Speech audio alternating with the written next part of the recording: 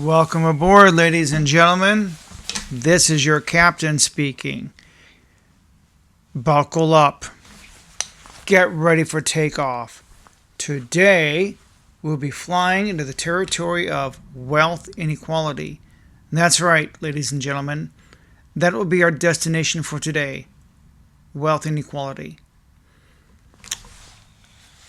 Do you feel like life isn't fair? Do you feel like some people make more money than they should? It's not fair that so-and-so is a millionaire and you're not? Do you feel it's unfair that someone's got a nicer car than you, nicer house, nicer clothes, better looking than you? Do you feel you've been dealt a bad hand? Life just isn't fair, is it? Well, life is not meant to be fair. And I'm just being blunt, being honest. Life isn't fair to anybody. That person you think has a nicer car, they may be real deep in debt. I mean deep in debt. With a fancy car payment, fancy insurance payment. They may have things going on you don't know about. Maybe they're in an unhappy relationship.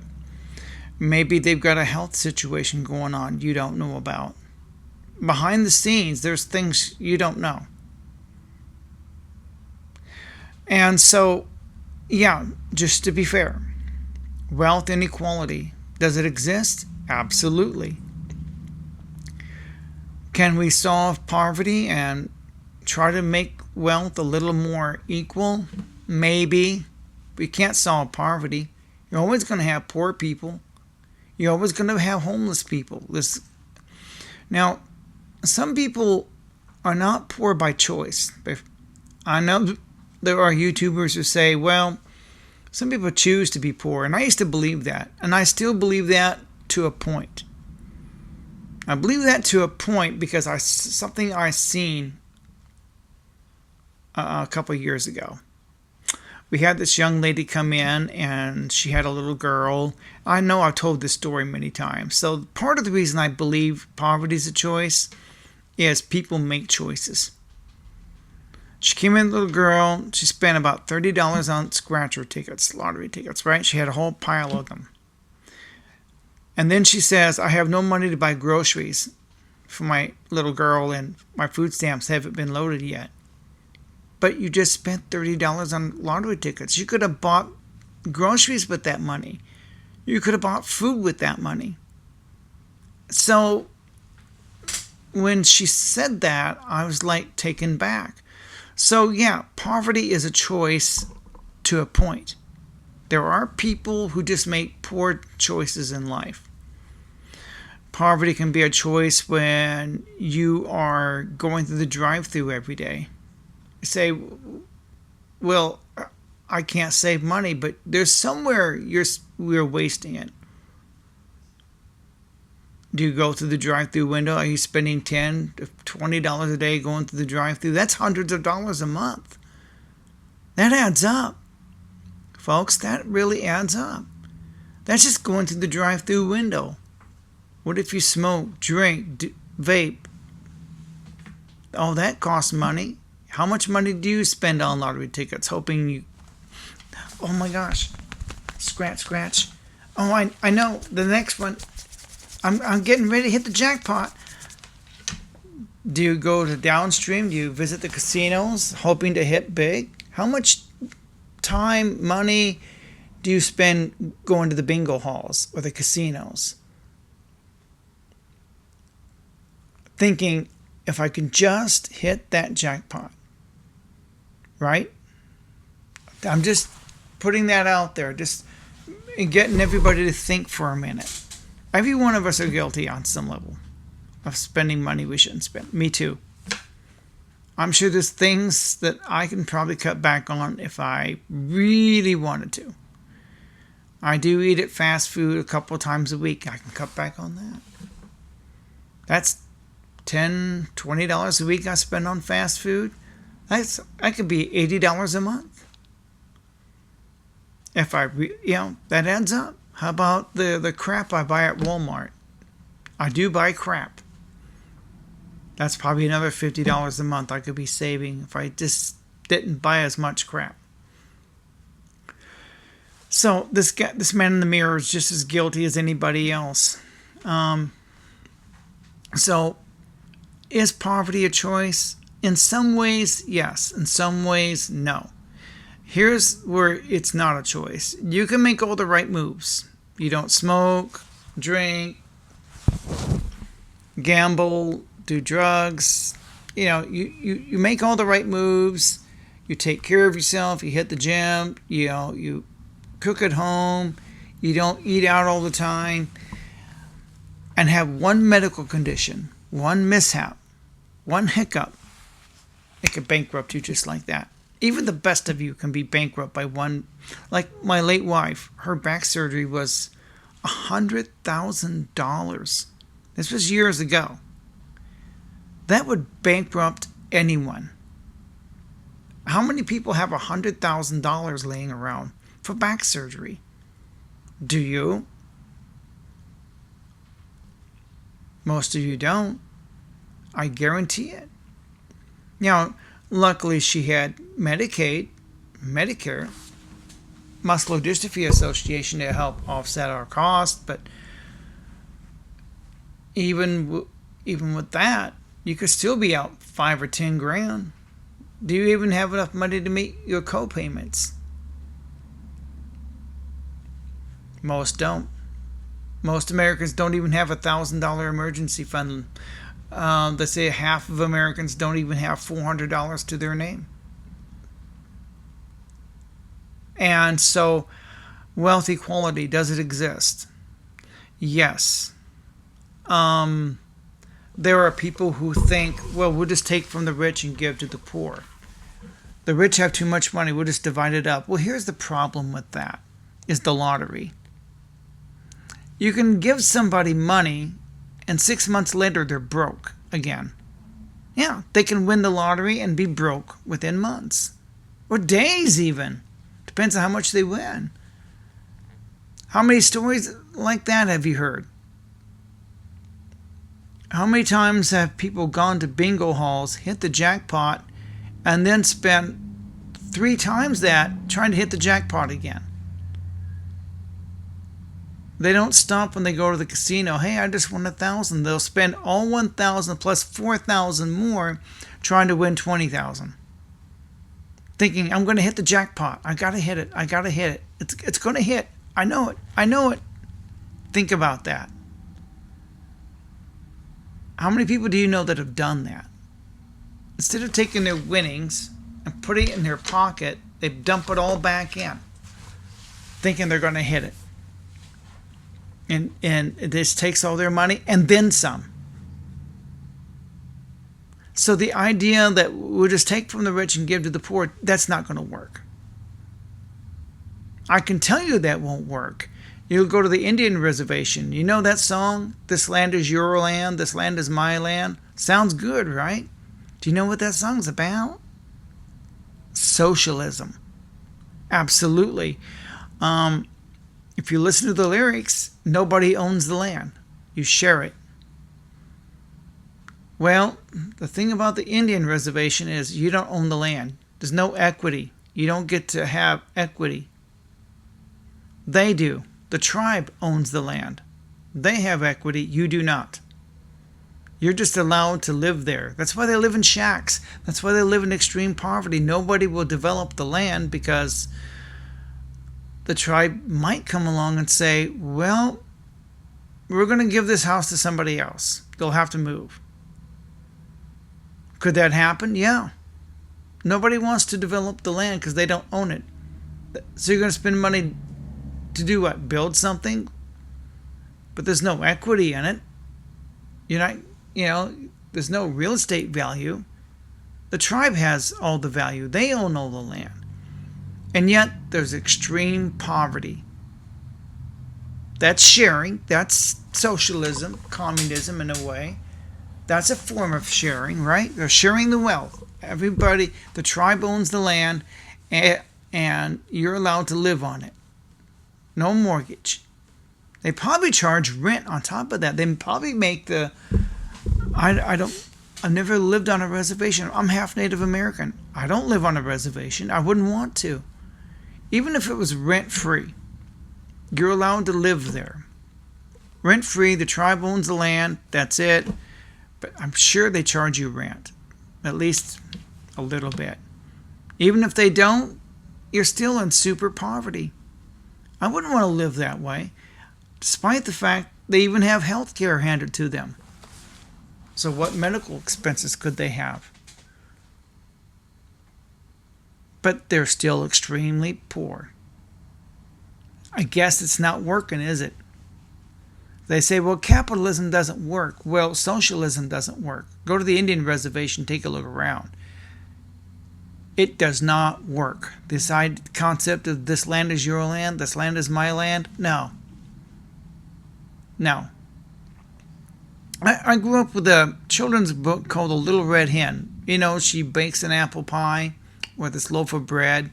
She asked the other farm animals if they would like to help. And they say, well, not I, said the cat. Not I, said the dog. Not I, said the horse. Well, the horse, the dog, or the cat, when she got done baking the bread, they all wanted a piece. And she said, no, you didn't help me make it, so I'm not going to share it. Now, today that would be politically incorrect because they say, well, you're selfish. You're stingy. You won't share. No, you didn't help me make it. Why should she share? Why should that little red hen share anything with the cat and the dog and the horse? They didn't help her make the bread.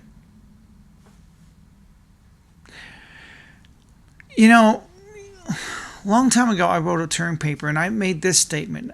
Back then it got an A. Today I'd be flunked out because it's politically incorrect to say this statement. If you took all the money in the world and you divided it equally amongst everybody, the people who have it now will have it again. That's an absolute certainty. Because the people who have it now know how to get it. They have the IQ and the skill set to go earn that money. It's one of the reasons that Jesus told the rich man, sell everything he had and give it to the poor. He understood that. He was actually complimenting the rich man. Sell what you have. You'll get it back because you have the intellect. You have the know-how, the skill set. You've got the connections. You know how to go out and get it. Yeah, that's it right there. We're not all equal. But people think equality, diversity, equity, inclusion. Oh my gosh, DEI. I believe in it to a point. Everybody says we all need to be equal. Well, the problem is we're not. Everybody has different skills, different talents. We're not all equal. That's never going to happen. Some people are just more energetic than others. Now, I agree. Some people get dealt a bad hand. That sometimes poverty is not a choice. Things happen, like all the natural disasters we've been having. What if a tornado came? This is an example. Sometimes you don't choose what happens to you. You don't choose to be poor or be in financial distress. You can do everything right, and yet life can happen, like a tornado. What if a tornado came through the town and destroyed your house and you're underinsured? The insurance company, oh, sorry for your loss. Well, you're screwed there by the insurance company. Well, your car is gone because, well, the windshields are smashed and maybe a tree fell on your car. So, well, your house is gone, your car is gone. There's your transportation. You don't have the money for that either because all you have was liability at best. Assuming you make your insurance payments, most half of you don't. You just pay that, the 6 months, you just pay the first month and you walk away. That's most Americans. That's a fact. And so that's what happens. Well, so now you don't have a car. And what if you did have liability? You might be able to replace the car. Maybe. At best. Even that takes time to file the paperwork and get all that done. So for a while, you don't have a car. And the amount they'll give you won't be near the amount you need for a decent vehicle. So you're screwed. No house, no car. What if your job disappears? On top of that, your source of income. What if a tornado comes through the town and say you work at a local restaurant? Say you're a waitress somewhere at the IHOP. Well, the tornado destroyed the IHOP. Well, now you're out of work.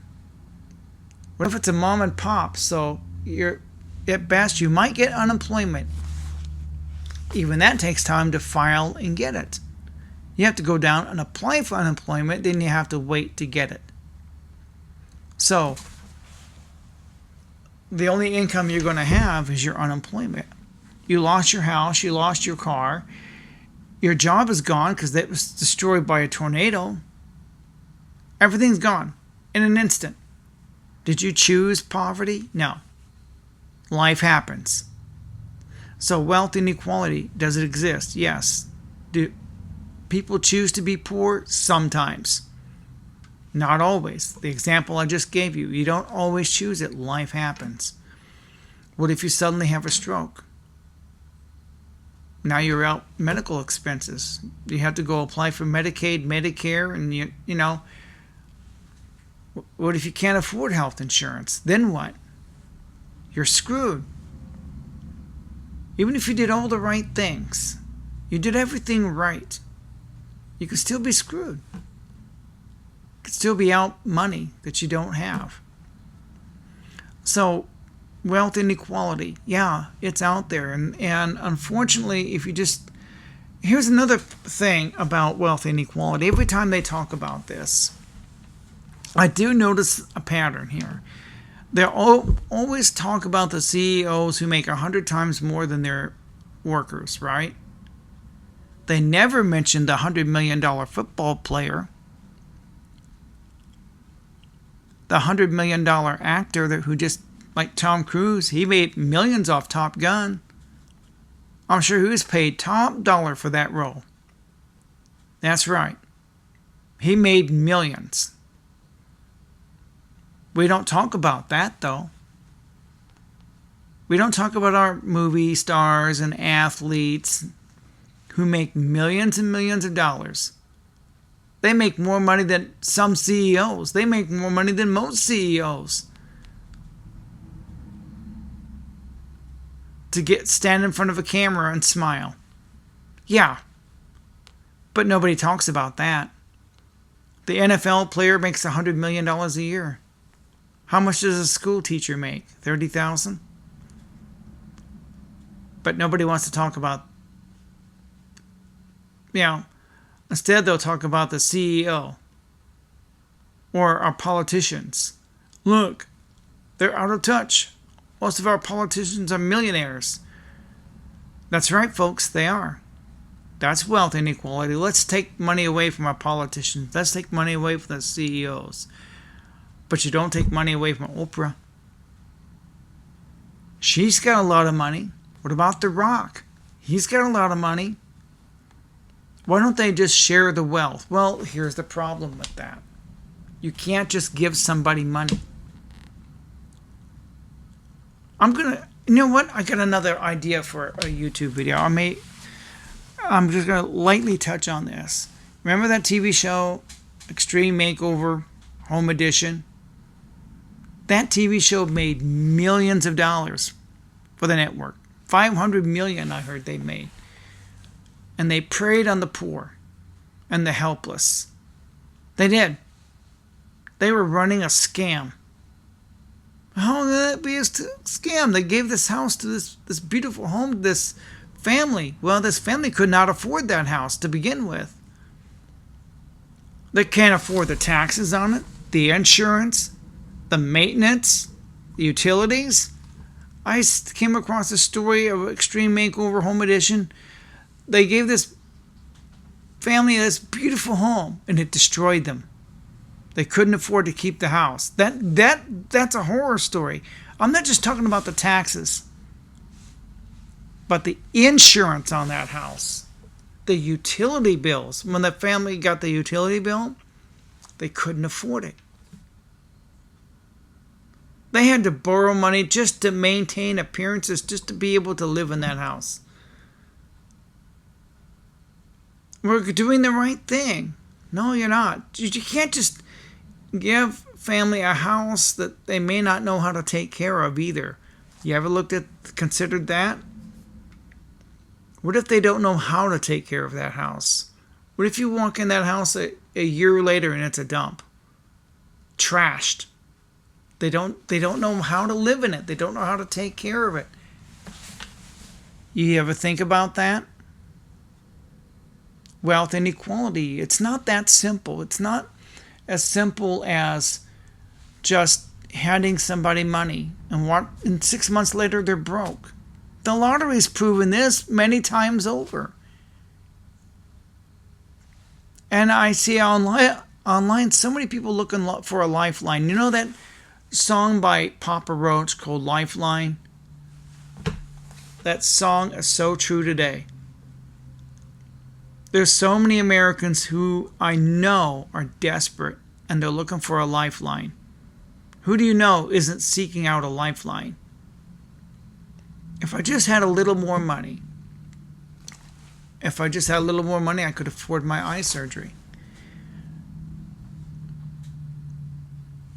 At best, I'll end up with some medication and I'll have to live with these floaters in my eyes for the rest of my life.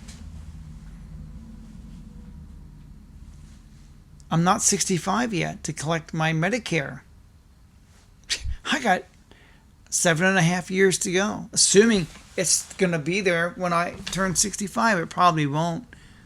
They're going to be broken belly up long before I'm able to collect any. I just want the health insurance part. I know that the Social Security checks won't be there. I know that's already gone. I just want the health insurance end of it. That's all I care about. But that probably won't be there either. Wealth inequality. Yes, it exists. Is there anything we can do about it? No, there isn't. The solutions, people say just give people money. No, you can't do that. You know in your heart you can't do that. You may think, well, if I just had $5,000 more dollars. Okay, let me ask you this. If someone was to give you $20,000 tomorrow, what would you do with it? That's a good question. What would you do with that money? How would you spend it? Tax-free dollars. In other words, they settled with the Internal Revenue Service and the state agencies. 23 tax-free dollars. So just sign here and show this form when you fill out your taxes for state and federal that taxes are already paid. We're talking 20,000 tax-free dollars. Let's just suppose. Free and clear. So the person giving the money has already made a deal with the feds, made a deal with the state, city, county. All that's taken care of. Done. It's 20,000, no strings attached. What would you do with it? Comment below. What would you do with $20,000 right now? Would you pay off a medical bill? Pay off a debt? Or would you go blow it? Me personally, I'm not sure. I'd probably stick it in the bank for a while. I know that the story in the Bible says you need to invest it.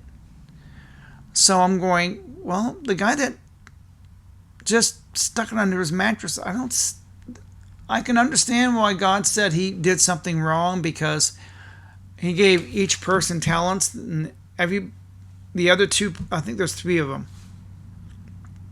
And 2 of the servants used their talents and tried to help the community and better the community. The other guy hid his talent.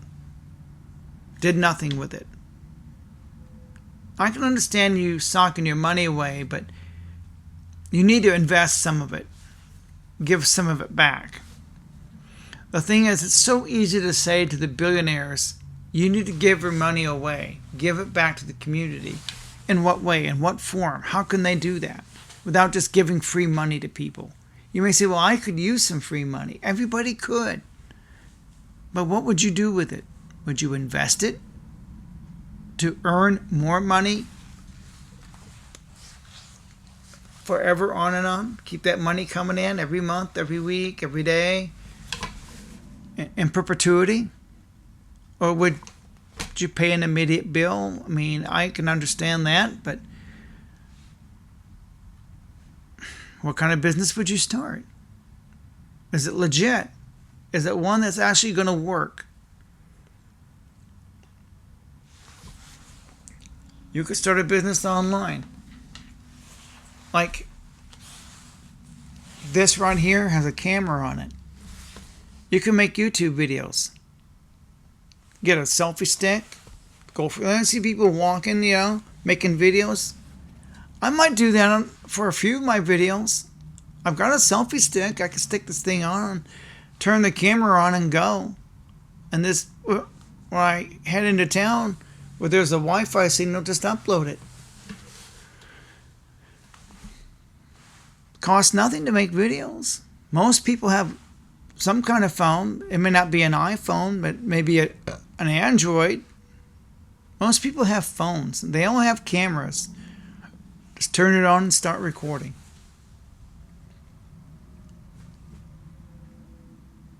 That's all you got to do.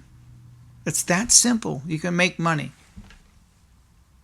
And eventually your YouTube channel will slowly climb the ranks and climb up the algorithm, and maybe you'll get monetized. And if you're smart, you'll have a Teespring store like I do. And then you can open up Super Chats, your merch store on Teespring, like I said. On top of your LLC, you're writing everything off in your taxes. This phone is tax deductible. This airplane is tax deductible. This leather jacket, because I wear it on the air all the time, tax deductible.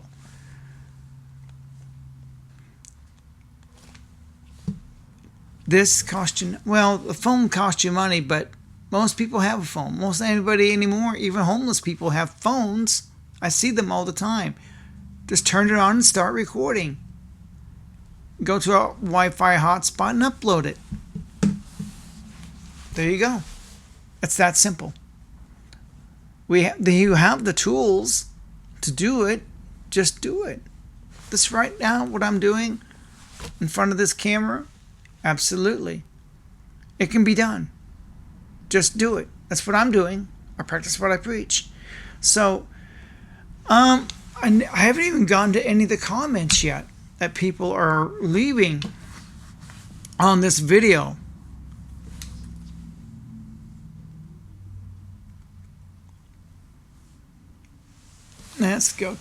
Let's read a couple comments. At least a couple of them. Okay.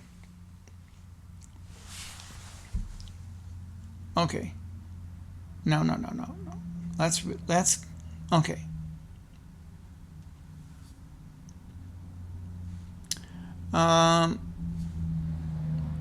Like I said, if you took all the money in the world, divided it equally, the people who have it now will have it again. So this idea that they need to spread the wealth. Well, there's other ways they can do it. They could educate people. Like I said, if someone was to give you $20,000, what would you do with it? And this has been proven time and time again.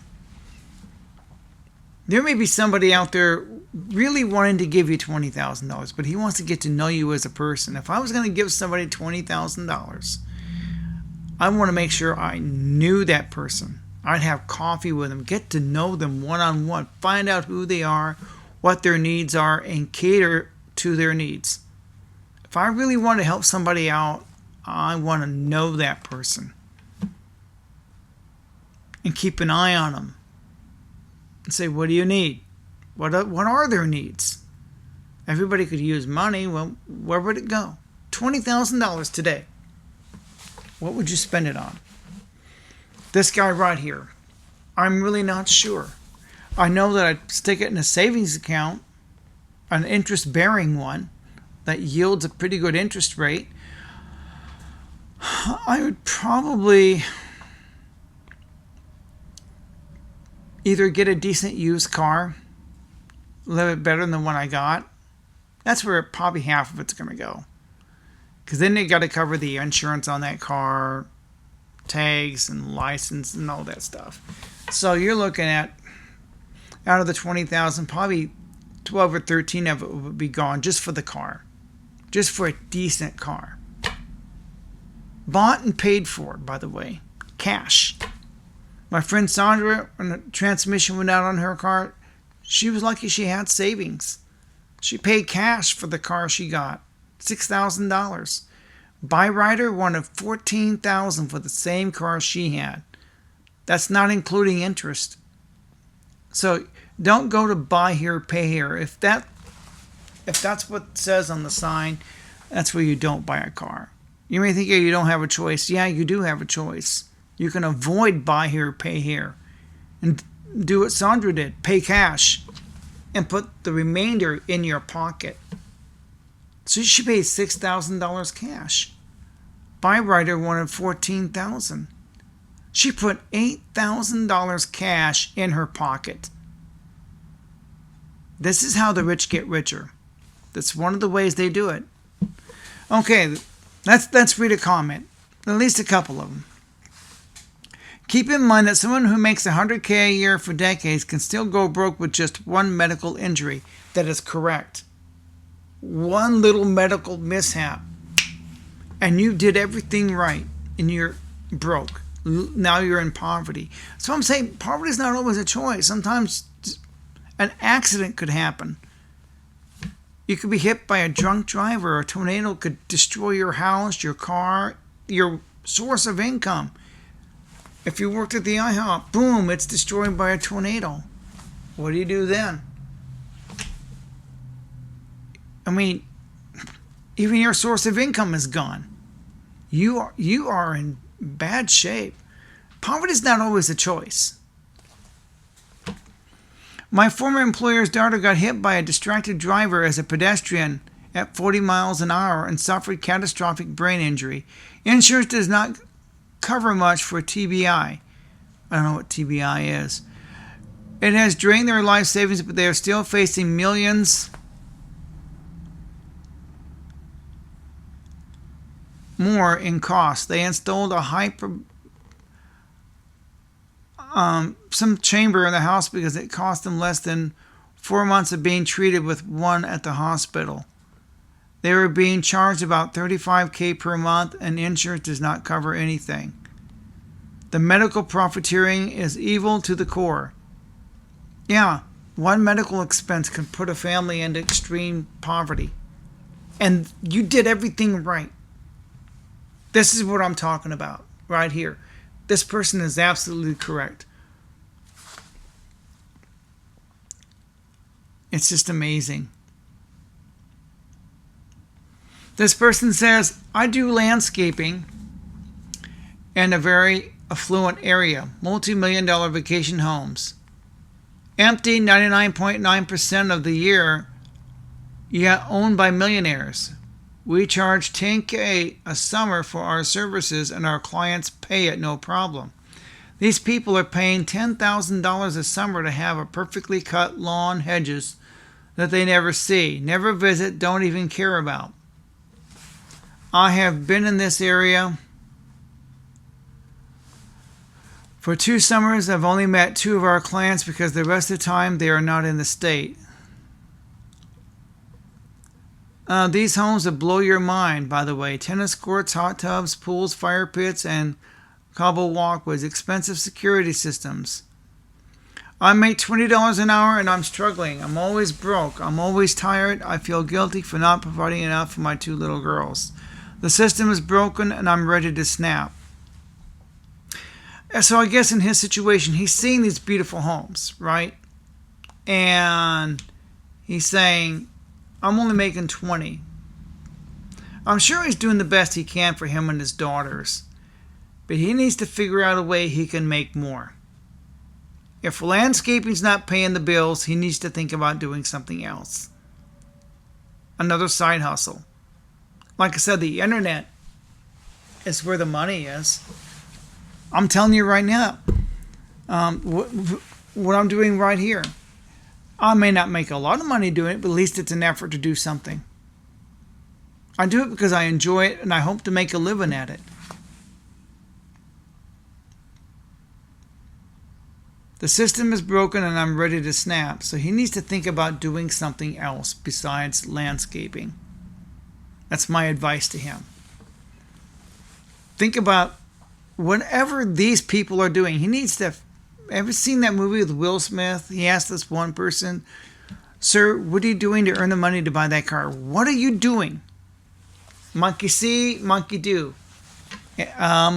What's the name of that movie? The Pursuit of Happiness, I think is the name of it. It's based on a true story about a father and his son. He's a single dad trying to provide for his boy.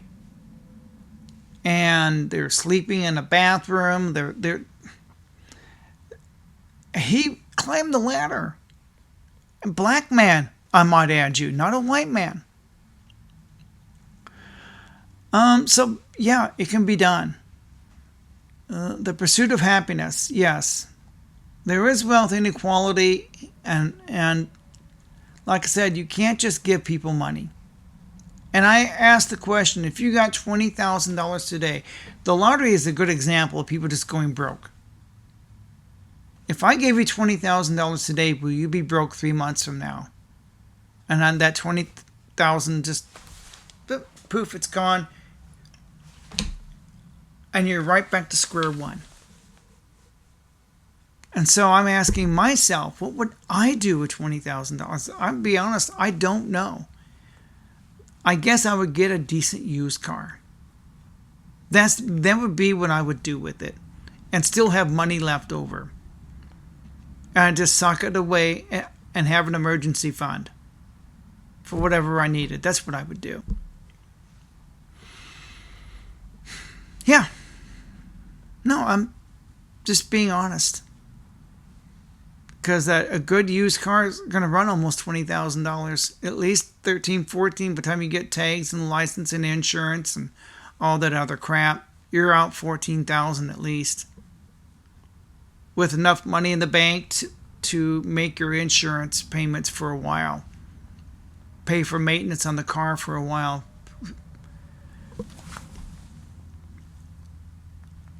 Okay, let's read another comment. I need to do a podcast version because I can go on and on about these comments. This person says, I don't think most people would care about wealth inequality if forming families, buying a home, owning a car, and retiring was something they could theoretically do if they work hard and are honest actors. The problem is when you have people who do everything right and still end up working until they're 80, lose their home due to foreclosure, and get divorced. Yeah, divorce happens to people. Life happens to people. Let's read on. Oh, wow, this person had a lot to say. Let's read on. What else did he have to say? Lose their home due to foreclosure and get divorced because they can't pay for diapers. People that happens to can get extremely bitter extremely quickly, and right or wrong, their anger will go somewhere. Those who took your labor, paid you 10% of what you produced, and used the other not to buy their 7th yacht are a pretty likely target. So it's easy to blame people that have more than you do, but you don't know what's going on behind the scenes. You really don't. It's easy to put the blame on the rich. It really is. I can see that.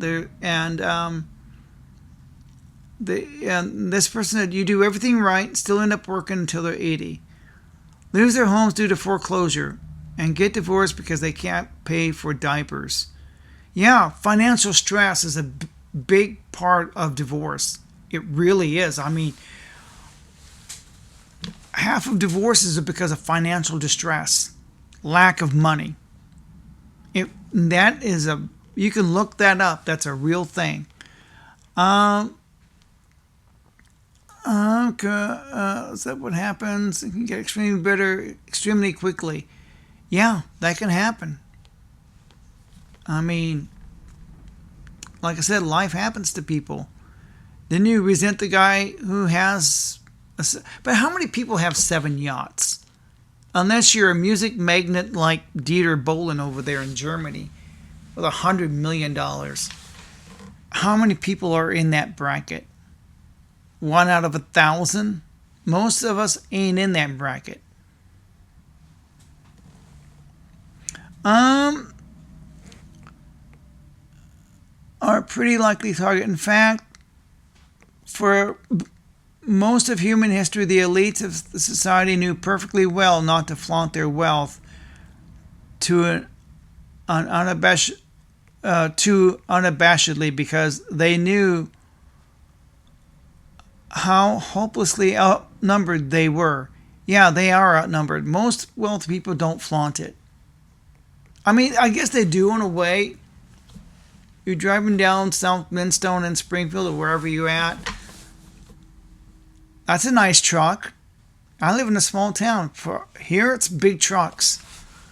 Well, that's a nice truck. I wished I had a truck like that. But you don't know that man may be making big, fancy truck payments. And he's living in a shed. I see that happen. They live in a shed. Their car is worth more than their house. Yeah, I see that all the time.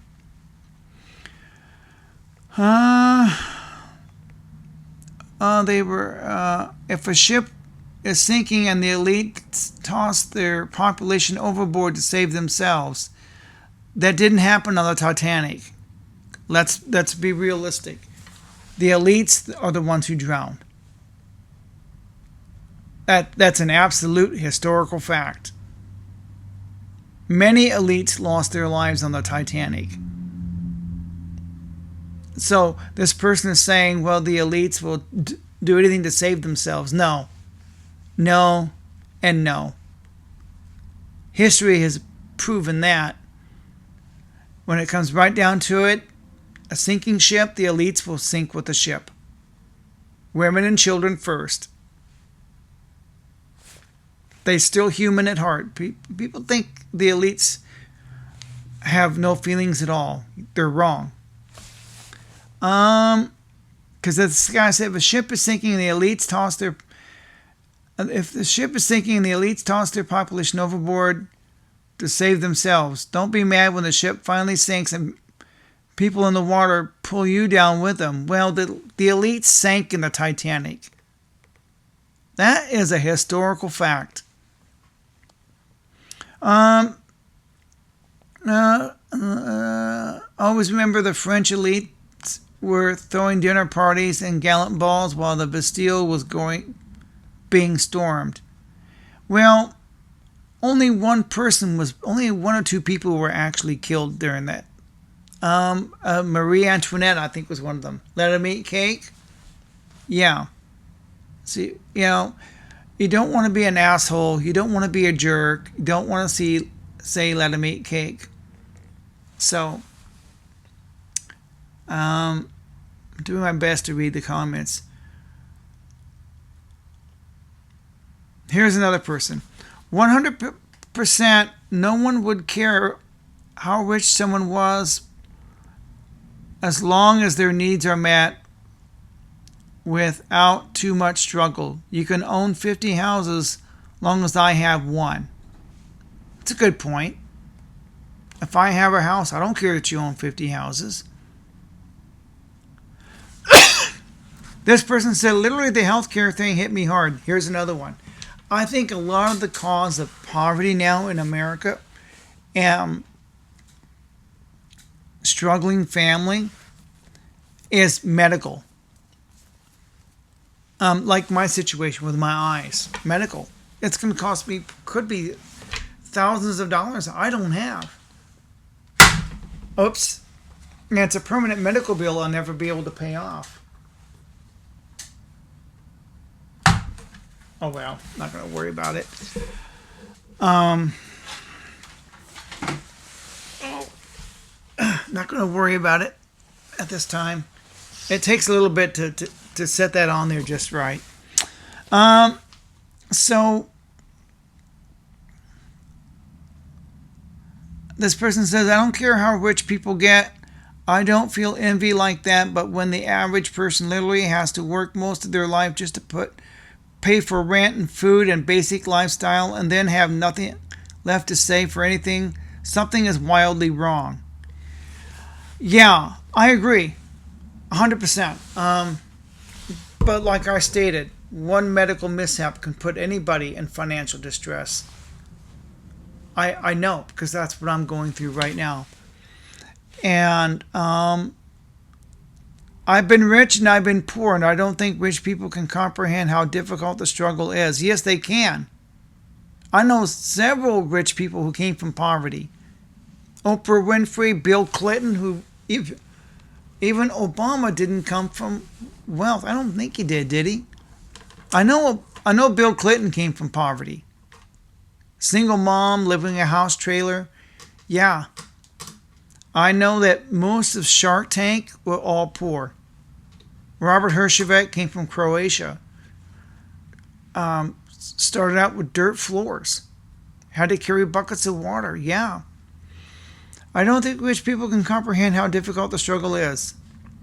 It's not about having to work. It's about having to work and knowing you'll still be broke no matter what you do. If you have a medical situation, that can be true. Your medical bills could be so much you use no way to pay it off.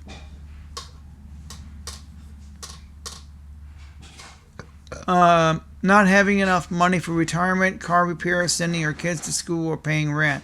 It's an endless hole that feels impossible to dig yourself out of. Yeah, I totally get it. We're going to have to end this video. And maybe I'll do a podcast version. I can read on because we're up to 46 minutes. So comment below. What would you do with $20,000 if you suddenly had it? How would you invest it? Would you buy a decent vehicle? I mean, I get that. You have to have a vehicle to get from point A to point B. I get it. I understand that part. Would you?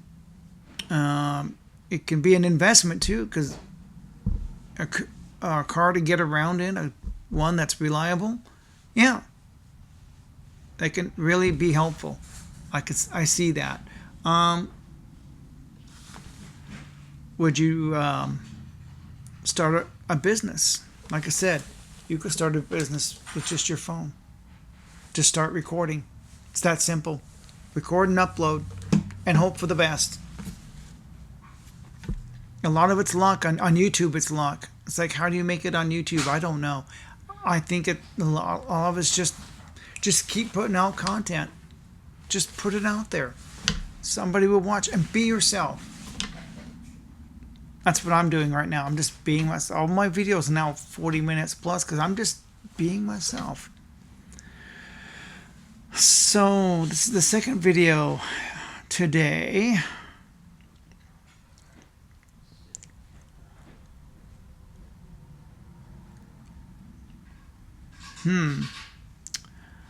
What is okay? We're gonna have to, like I said, I'm gonna end this video. I'll do a podcast version because there is more comments here on this video that I would love to read, but I can't do it right now.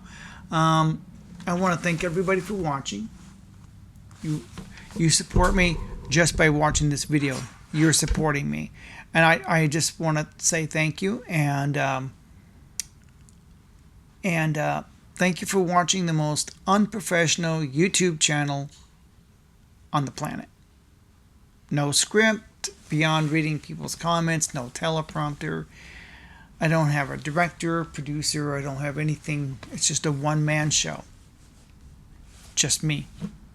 No fancy graphics on the screen because I understand, because for me, these are the kind of videos I like doing or I like watching because too much flash, it actually hurts my eyes. But thank you for watching. Thank you. Bye-bye.